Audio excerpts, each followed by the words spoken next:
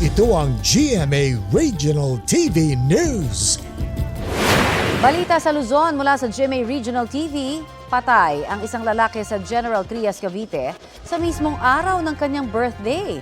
Chris, ano ba ang sinasabing motibo sa krimen? Connie, ingay ng videoke at tunog mula sa isang speaker kahit 10 oras ng gabi ang itinuturong dahilan ng krimen. Yan at iba pang mainit na balita hatid ni Jeric Pasilyao ng GMA Regional TV.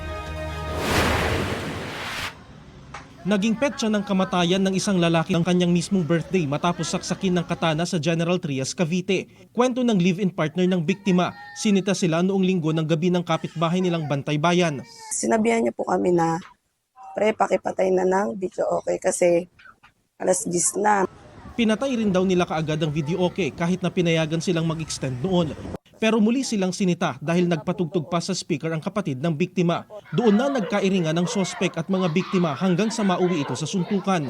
Inarindi po yung sa side namin. Parang, ayun na nga po, biglang naano siya, nasuntok.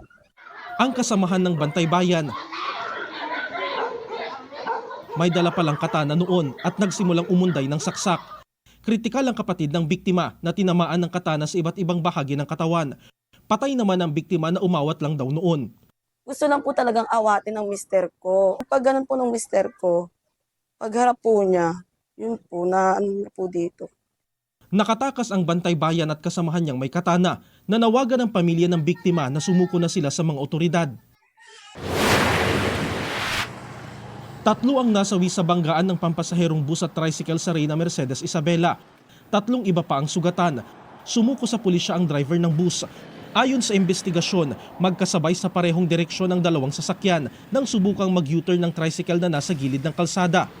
Paliwanag ng bus driver sa pulisya, madilim ang paligid at hindi niya napansin ang tricycle.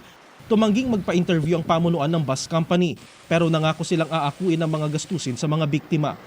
Jeric Pasilyao ng GMA Regional TV nagbabalita para sa GMA Integrated News.